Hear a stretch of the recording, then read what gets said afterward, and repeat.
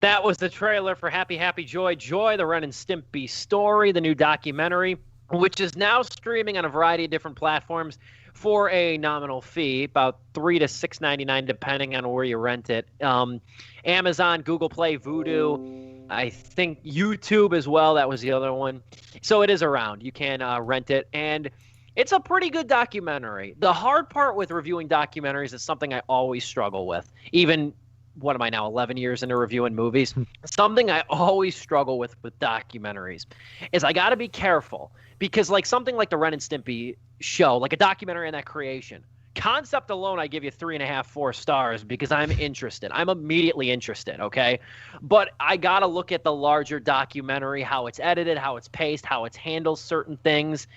And I'll just say this, there's a word to describe this movie, this documentary, and the word is probably fanboyish, and it's not a huge negative, but it does come into play a handful of times, along with a few other issues that I think are worth talking about. But the documentary basically takes a look at the creation of the Ren and Stimpy show. That was the Nickelodeon program in the early 90s. I believe 91 is when it started. Lasted for 5 seasons. 3 of the 5 seasons were controlled and really largely orchestrated by the creator, John Kricfalusi, who we will refer to as John K from here on out.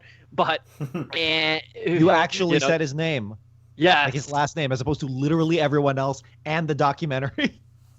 Yeah, at first, I mean, North Central reference, I need to have a graphic on the screen. And at first I was like, man, he's a mononym, just like our old head of Wonk over here. Yeah. You know, he's just affectionately known as John, isn't he? But anyway, the documentary really looks at kind of the creation of not only Ren and Stimpy, but also Spumco, which was John K's animation studio during this time.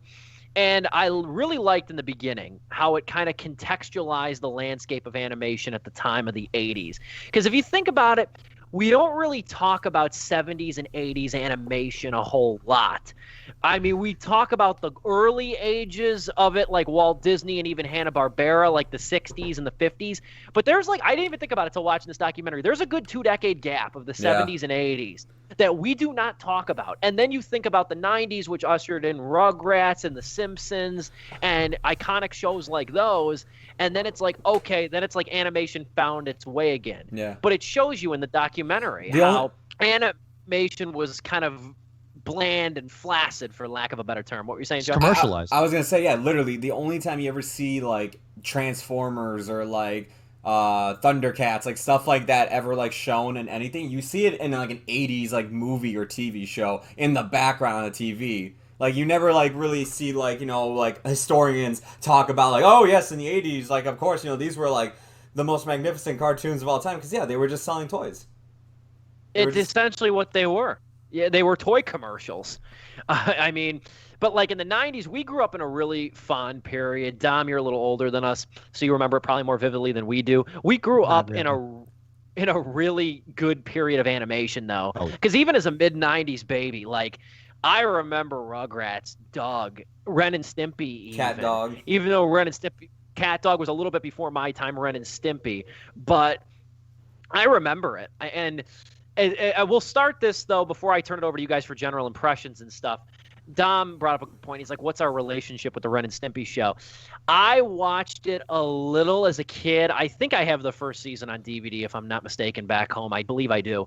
I watched a little bit as a kid, but I was never super into it. It was even, and I'm weird. I'm a weird son of a bitch. I can say who's weird. It was even a little weird for me. The show that I loved as a kid that I watched way younger than I should have, like 8, 9 years old, was Beavis and Butthead. That was my, like, irreverent animation. That was still is one of my all-time favorite shows.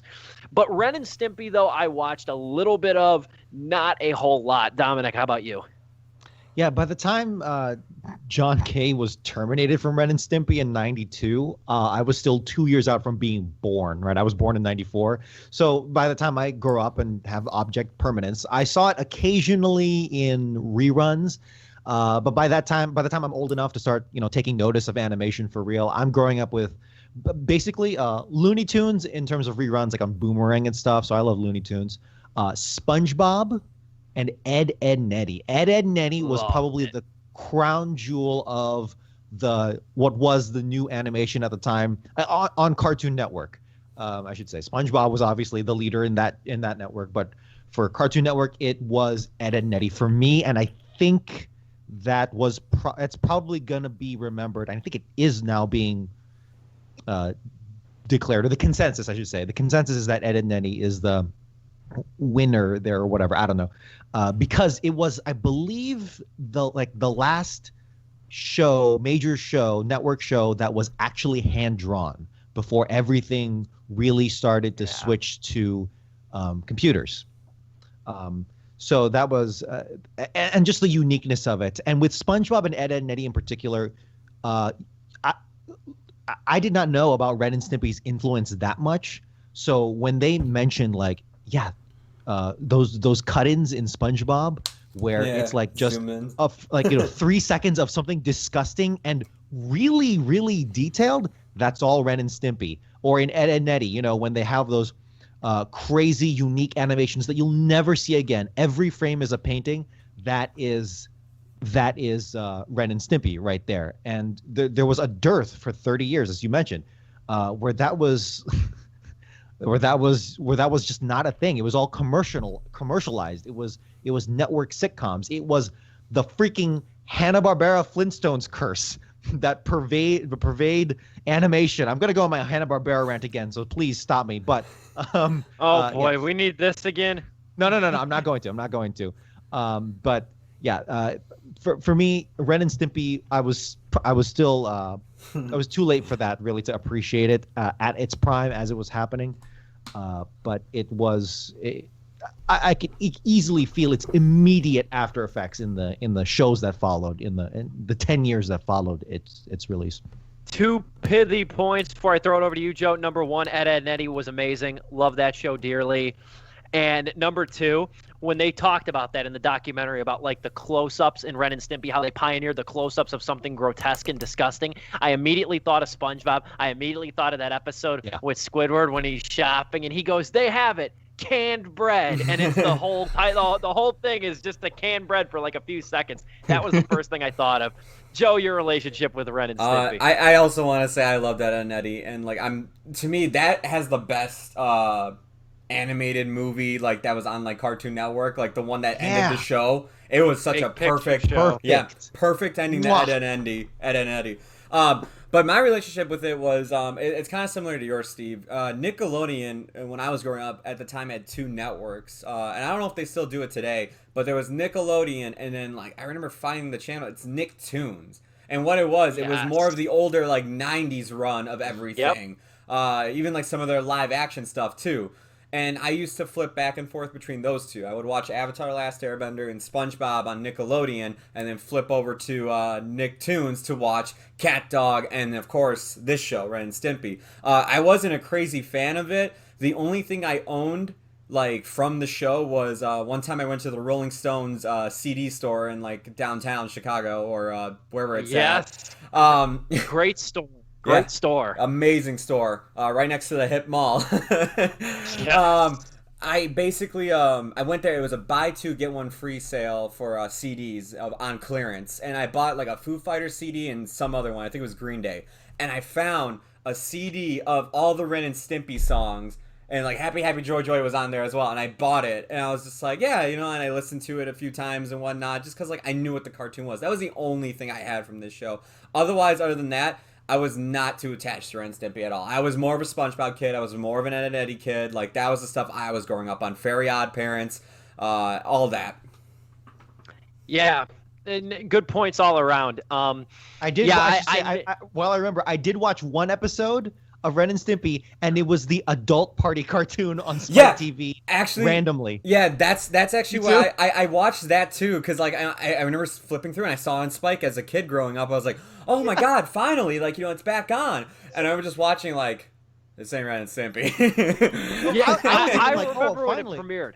I remember when it premiered because I remember Spike advertised the hell out of it. Oh, yeah. I don't know why I was like infatuated with it. I might have, and I actually I was telling you guys off air, I bought the DVD of the adult party cartoons to watch, because there's only like 7 of them. But I think I remember stumbling upon them like on TV one time, just thinking, because I knew it was a Nickelodeon show. I was a kid at the time, but I remember like I think I watched a few minutes and I'm like, was this on Nickelodeon? Like Nickelodeon let them get away with this? Because I was confused. I didn't know the background to it. I didn't know it was just an entirely, new show with John K. as the creative director on it. But Happy Happy Joy Joy sort of articulates the history of how the show came to be. And something I didn't expect is John K.'s involvement with this. I was almost kind of gobsmacked when I saw that he turned up on screen, and he's a vocal interviewer throughout much of this. Now, even if you're tangentially familiar with Ren and Stimpy, you might know that a couple years ago, Kricfalusi, the creator of the show, came under some heavy scrutiny after a BuzzFeed article dropped from a former intern of Spumco, Robin Bird, that talked about her being a teenage intern there and how he was essentially grooming teenage girls who would come through the doors of Spumco, like trying to get their foot in the door of animation, and he would have like legally children. Like minors, and like, my God, and like, I mean, I guess like statutory rape. I mean, call it what it is. But there's that ugly side of the documentary that does rear its head. One more point I'll make, and I'll throw it over to you guys. The structure of this documentary isn't the best. Yes. Upon further, it doesn't hit you until after you watch it. But like, I found it. This is the particular thing I was unnerved by while watching it. They introduce Robin Bird, fairly early on, maybe about 45 minutes in. And if you didn't read the BuzzFeed article, you might not even know who she was. I recognized her right away. Like, they introduce her, and she talks about her writing letters to John and communicating with him at a young age while he was doing Ren and Stimpy, because she was a big fan of the show. But then it, like, cuts, maybe not immediately, but like a couple minutes later, to this random guy, Scotty P, who collects Ren and Stimpy memorabilia. It was, and I'm like, yeah. As cool as that was to see, I'm like, this guy deserves his own 20-minute documentary. Like, it really does belong here. And it especially feels disingenuous when, okay, like, if you have knowledge of the show, it's like, okay, this is the woman who came out about John and about what he did. But no, hold on. Pause for a moment. We'll be back after this message from this bearded guy who has multiple pairs of Ren and Stimpy slippers. Yeah, that was weird. It felt like a fever dream when it cut to him in that mask, that Stimpy mask. I'm like, what the hell is this? What is happening? So there's some structural problems among one other big problem I think we'll save for just in a little bit. But what'd you guys think of it? Dom, your thoughts generally? Yeah, it's weird for any topic that is within this time zone of the 90s to, let's say, 2010, right? Or even 2005. Hearing about Ren and Stimpy in this documentary as an honored, a rich piece of cultural history that is sublime and everything, and I can see the argument for that, particularly if it influenced so many shows. But it just hits in this interesting way, not even a bad way, but it hits in this interesting way that, like, hearing about the O.J. Simpson trial or hearing about Bill Clinton or about 9/11, where it's like, I was alive, but I didn't know what was even going on. So now when I go back and like think about it, I'm like, oh yeah, no, I remember being in the living room, watching this growing up, and it's just cool to see that pieced all together. So when, Steve, you say that the documentary fanboys, I actually was not opposed to that. Although looking at it now, I'm like, I am curious to like watch the Ren and Stimpy original run, at least the before John K. left. And I'm like, I'd be interested to see if it holds up to their praise. But at least from an industry point of view, I'm just a huge fan of that stuff. Like, I love anything behind the scenes and anything that's interesting enough in that sense. So as you said, like, you'd give this 3.5 stars automatically just based on the topic alone, and I'm kind of inclined to agree at least generally in that sense. There is another documentary called Waking Sleeping Beauty that's available on Disney Plus, and it's the story of the Renaissance, of the Disney Renaissance, and how they started making Little Mermaid, Beauty and the Beast, all that stuff, and thus the shuffling of the animation department, and it just I kind of wish they had talked about even like how they were alongside Disney in that sense, but I guess that would have been asking for too much. Not everything has to revolve around Disney, but it's the way that it handles the internal culture was really cool. I just felt like this might have just been me, but I felt like it was everyone talking about it, obviously, because it's a documentary. But then how do I put it into words? The pacing was off, or that I guess maybe they didn't spend enough time talking about certain details of the show, although you could easily make a counter argument against that in the beginning as well. But I felt like maybe I just feel the need to have this this clean, here's a third, here's a third, here's a third, or quarter.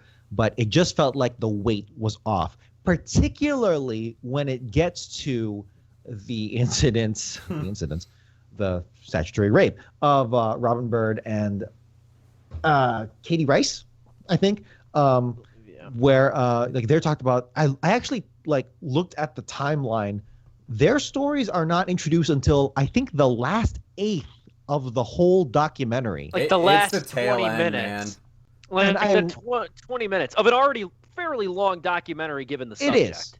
It is. And I felt like they could have shaved off some time of, I guess, maybe the culture. I don't know. You'd really have to get into the jungle get into the weeds of how you break that down. That's real technical work. But if you read the article on BuzzFeed, it's just so eye-opening and it's just incredible. And it's stuff that John K. does not refute in the documentary. He apologizes for it. So he is, in a way, he is pretty much indirectly admitting guilt to what he did there. I felt like they could have, for something that was so fun in the beginning, so like cool and so, in the beginning there, that it did not, that tail end, that only like an eighth of time dedication did not feel right. It felt a little undercooked. Not bad. It wasn't totally an injustice because they did go into what was there, but I felt like a little more time to emotionally settle on it. You know who handled that better was Class Action Park. Yeah. Where that Took last it out of third my mouth. Yep. That last third of the documentary, which I didn't watch when we were reviewing it, but I did wind up watching immediately after, and I'm like, okay, that like completely changed the story here, and it was the last third of Class Action Park, and that was a great balance there. And here, the balance of like the huge gut punch, the reality of it, didn't quite balance out as much. So that's how I was feeling it. It almost feels like it's closing the door on its, like, as they're introducing that subject. Yes.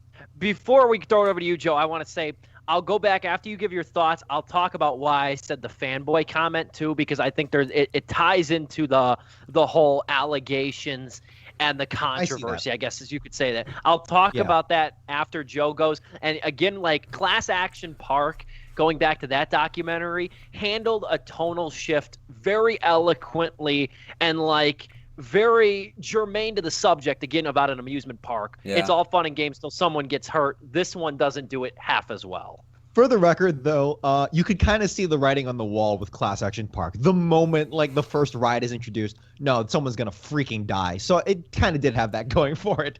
This was totally, if you didn't know about Ren and Stimpy, or at least even the behind the scenes, this came way out of left field, and it is just frightening and a little undercooked as well, I'll say. So, yeah, Joe, what did you think? Here's the thing.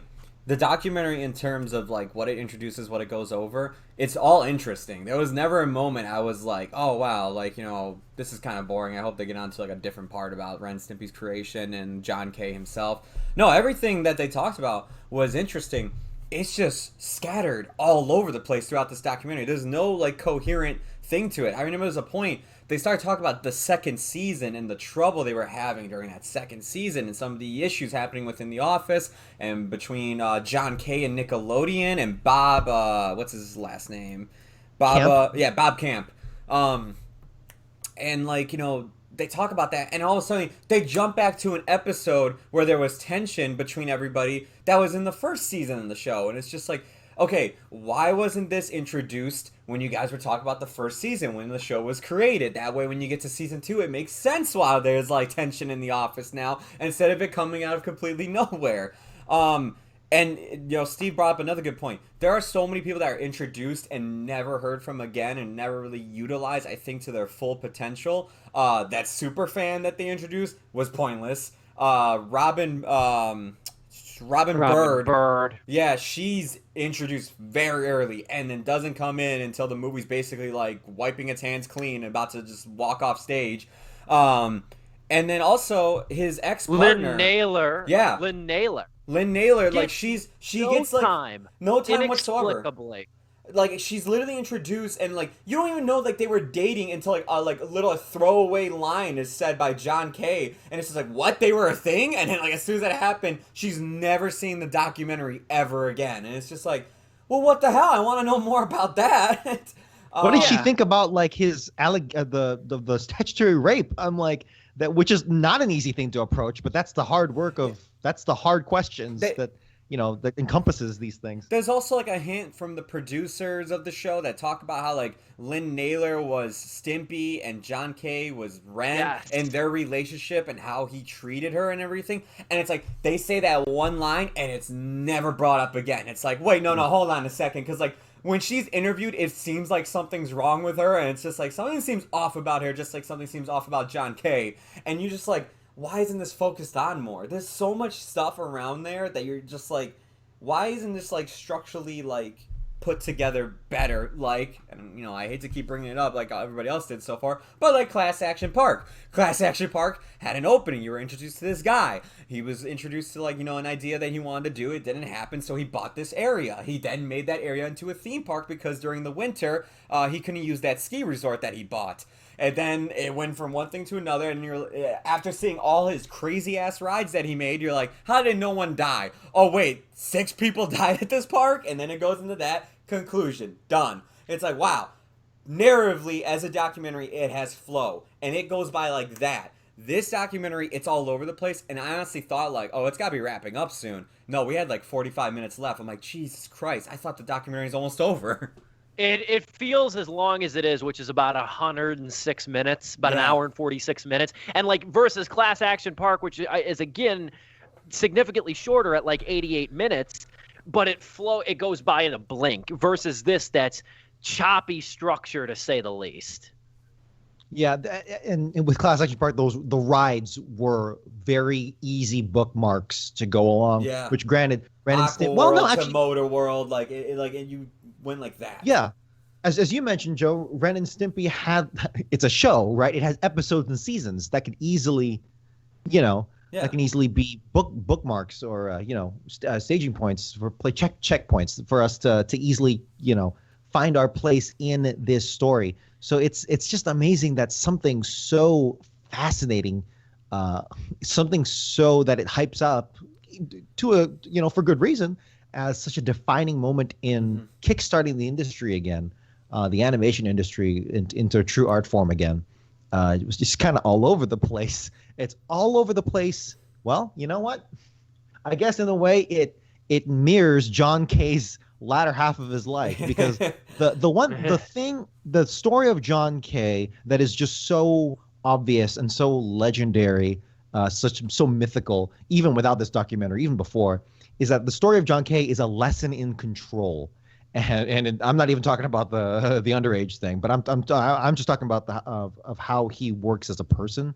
And it is a lesson in that sometimes you can't give the genius creator everything he wants and give him no time limits and give him just unlimited, unparalleled control to do whatever. And granted, Nick did have like censorship. Nickelodeon did have to do censorship. They did have timelines that he just wasn't meeting.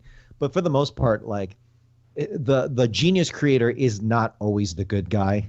I mean, that's an easy thing to believe because they're often assholes. They're often like manic depressives, as we have seen with all these stories similar to it. But even then, like at least they can bring a show to a good extent, like 4 seasons or something, or get a good number of movies out. Man, John K, his star blew up a star burned out so quickly. Like Spumco lasted for what, 2? No. Actually, Spumco lasted for a while, but the Spumco's run with Ren and Stimpy lasted for only 2 years, and then like what was going on? It's just it's so tragic in so many ways, and I feel like again the documentary squanders a lot of that emotional potential and does not stick the landing in so many ways. Let me say this. Let me go back and say what I said about how I feel like this is a fanboy. Like it's got like a fanboyish vibe to it. I agree with that. Which doesn't have to be a negative at the end of the day, but this is where it is a negative. And this goes to the controversy that surrounds John K. and ultimately ended his animation career. It can't help but feel like it I don't want to say vindicates, but it doesn't want to drive it home. Like, it doesn't want to grill John. Like, you have him there. You have him as a part of this documentary. And you give the Jagoff the last word. Yep. You give him the last word of the documentary. And then on top of what you could consider, in a way, you could make the argument is documentarian malpractice to bury the lead for the last 20 minutes of the hour and 46-minute documentary. You let this guy have the last word. You let his scenes go uninterrupted, for the most part, unedited, very little cuts. But Robin Bird's testimony is clearly chopped. Like, in what she has to say about this. Granted, she's got the BuzzFeed article, but still, that's the main problem that I had with the documentary. I think a lot of other people have had with the documentary too. The way it smarmily tries to vindicate him in certain ways, where it's every time they bring up his relationship with Robin Bird and other underage interns, it goes back and says, but he's the Andy Warhol of animation. He introduced the concept of auteurism into animation, but it continues to like validate him in so many ways, where it should be criticizing him intensely. I think I'm willing to give the makers of the documentary the benefit of the doubt to an extent. I do agree that there is a level of malpractice here when you're dealing with victims of statutory rape. However, I am willing to give them the benefit of the doubt because because of a specific moment where they're like it's a few times where the questioners, the interviewers, you can hear them, right? You know, kind of like how there's like 50% volume, and then it's like, well, did you really mean to say, something like that? Yeah. And they're pressing him. I think it was at that segment when they're pressing him on his relationship with Robin. I forget the exact moment and what the question was, but they ask him like, were you like, this is true? And it's like, no, it's not. And then it's like, yeah, it is. So I do not think it was their intention. I don't think even you were implying that, but I don't think that was their intention. But yes, there is a degree of malpractice here in how the final product comes out, because the fanboying is deserved for the concept of Ren and Stimpy and John K's his work, but just the weight, the disproportional weight, right, of how everything was balanced out. Like, that last eighth should have been the last quarter at least, and I think they should have intersped. I think they should have stealthily snuck in Robin. I don't know how she would feel about this, but I think they should have snuck her in, intermixed her with the praise, because she was an animator. She worked with John K. She worked at Spumco. She was drawing stuff, right? So I'm sure she had. She's like, versus how she's like otherized in a way, in the context of like, here's the woman nowhere. Here's the woman that comes out of nowhere in the documentary, and she's kind of on everything. The outskirts, and she's the one who brought it down. They're not saying that, but the way she's introduced, like, she's even looks different and sits different and is posited differently than the rest of the crew. When she deserves credit on the show too. She was part of that team. She was a working animator, just like everyone else, a little less experienced and very much manipulated. Yeah, it's.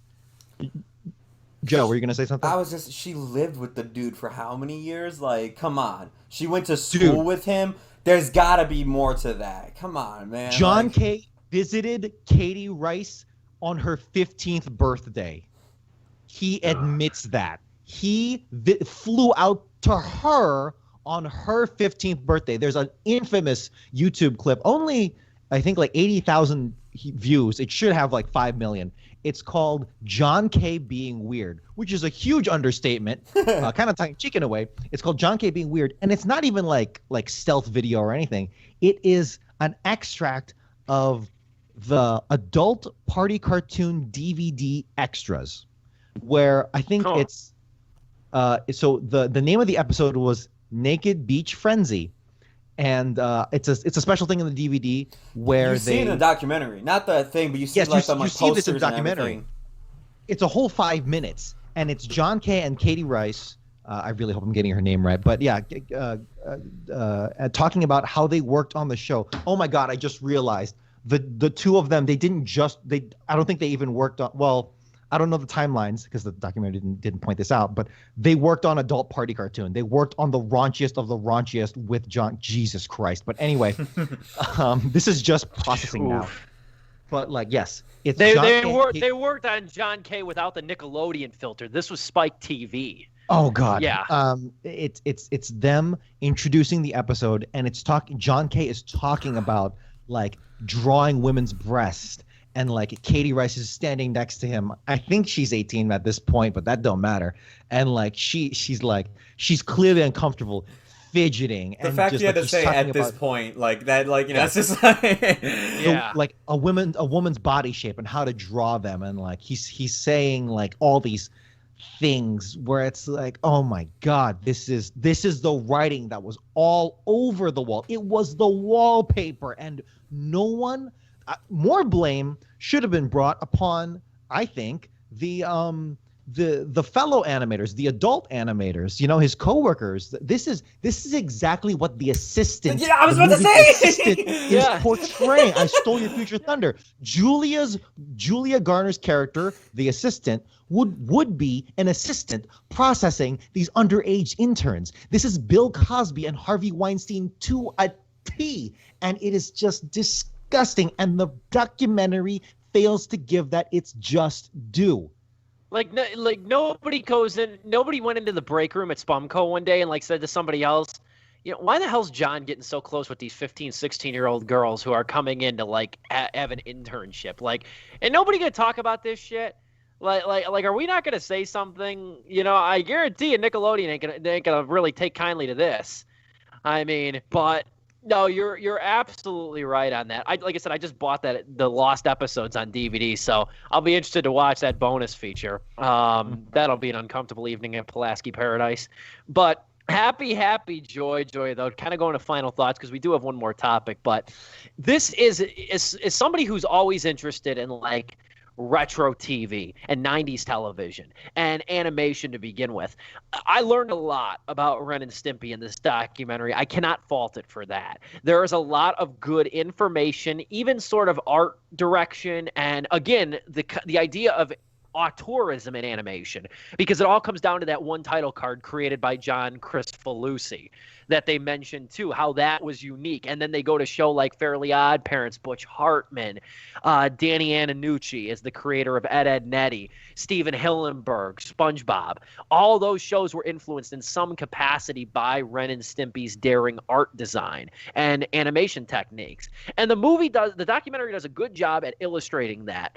Where it falters is in structure, and it still can't help but lionize its intensely problematic creator. And that's the problem that I ultimately have with it. I give it 2.5 out of 4 stars.